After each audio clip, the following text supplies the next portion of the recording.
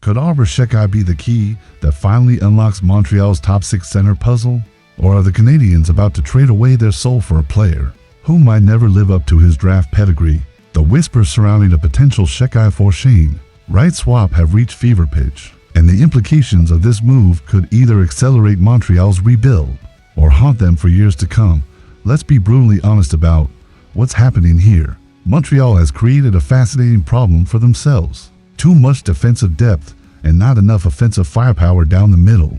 It's the kind of problem most rebuilding teams would love to have, but it's still a problem nonetheless. When Brian Wild suggests that only a first-round pick equivalent would pry Xhekaj away from Montreal, he's essentially putting a premium price tag on organized chaos and controlled violence. The Shane Wright narrative has become one of hockey's most compelling redemption stories waiting to be written.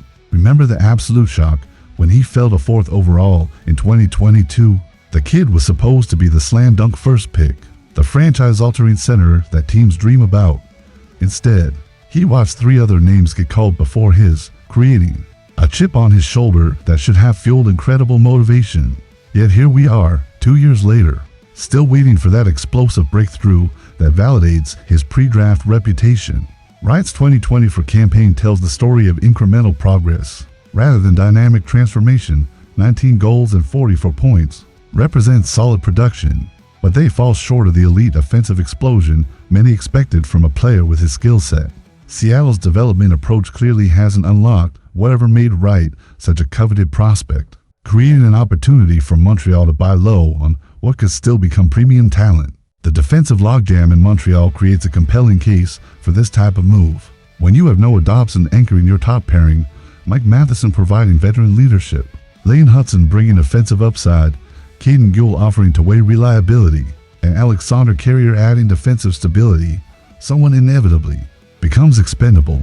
Xhekaj finds himself competing with Jaden Struble for what amounts to a 7th defenseman role, which hardly maximizes his unique value proposition. But here's where this gets emotionally complicated for Canadiens fans. Xhekaj isn't just another defenseman. He's become the physical embodiment of Montreal's identity transformation. His willingness to drop gloves, deliver crushing hits, and stand up for teammates has endeared him to a fanbase hungry for players who genuinely care about the jersey they wear. Trading him away would feel like trading away the team's collective spine, regardless of the return package. Wild's assessment about organizational affection for Xhekaj reveals the internal tension this decision would create. When an analyst says the team adores a player, that suggests emotional attachment that extends beyond simple hockey analytics. Those kinds of feelings can either cloud judgment or provide valuable insight into intangible qualities that don't show up in advanced statistics. The question becomes whether Montreal's front office will prioritize emotional connection or strategic necessity. The physical presence argument carries more weight than casual observers might realize. Xhekaj's mere presence on the bench changes how opponents approach the game, creating space and opportunities for skilled players who might otherwise face constant harassment. His sub-10-minute ice time might suggest limited impact, but his influence extends far beyond traditional metrics. Sometimes the most valuable players are the ones who make their teammates better simply by existing. Seattle's perspective in this hypothetical deal reveals their own organizational priorities and development philosophy. The Kraken have built their identity around skill and speed, but they've struggled to establish the kind of physical presence that proves crucial during playoff battles. Adding Xhekaj would instantly transform their defensive cores while addressing a glaring weakness that becomes magnified in high-stakes situations. Wright's development timeline suggests he's approaching a critical inflection point in his career trajectory.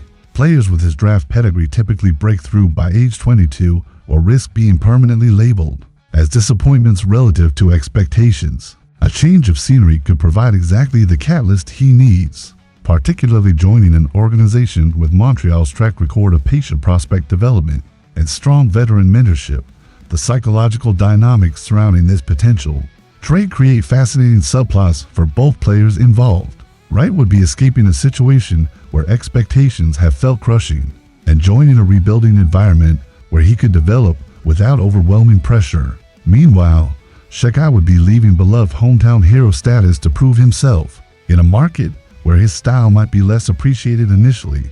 Montreal's center depth chart makes Wright's potential integration Even more compelling from a strategic standpoint, he wouldn't be thrust immediately into top-line responsibilities, allowing for gradual development and confidence building without the pressure of carrying offensive expectations.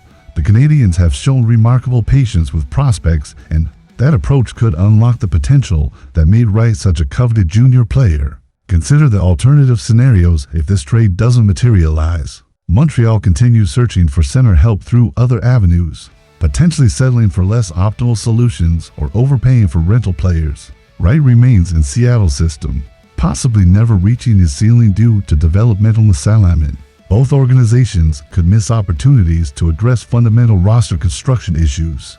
The financial implications provide additional context for why this deal makes sense. From both perspectives, both players are on entry-level or early career contracts, making the evaluation purely about hockey fit rather than salary cap gymnastics. That creates cleaner assessment criteria and removes external pressures that might complicate negotiations. Seattle's development infrastructure raises questions about their ability to maximize prospect potential versus Montreal's more established systems. The Kraken are still learning how to optimize their player development processes, while Montreal has decades of experience nurturing young talent through various stages of growth. Wright might simply need the kind of structured environment that Montreal provides better than Seattle currently can. The ripple effects throughout both lineups would be immediate and significant, regardless of which direction this deal goes. Montreal would gain much-needed center depth while sacrificing defensive grit and physical intimidation. Seattle would address toughness concerns while creating additional questions about offensive depth and prospect development. Both teams would need to adjust their playing styles and roster construction accordingly. Fan reaction to this potential blockbuster would likely divide along philosophical lines about what modern hockey should emphasize. Traditionalists might appreciate keeping the physical enforcer, while analytics supporters could favor the skilled prospect with higher offensive upside. Managing those competing perspectives requires careful communication about long-term organizational vision and priorities. The timing considerations add urgency to this decision from both organizational standpoints. Wright needs consistent opportunity and confidence-building situations to reach his potential, while Xhekaj requires an environment where his physical style is valued and utilized effectively.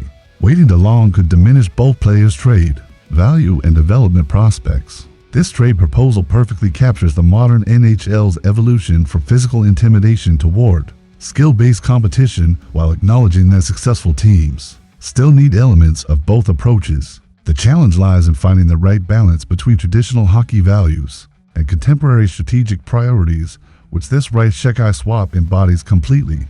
Whether this specific deal happens or remains speculation, it highlights the difficult roster management decisions facing both organizations. As they pursue championship aspiration, Montreal needs offensive creativity, Seattle needs defensive grit, and both players need fresh environments to maximize their respective potentials.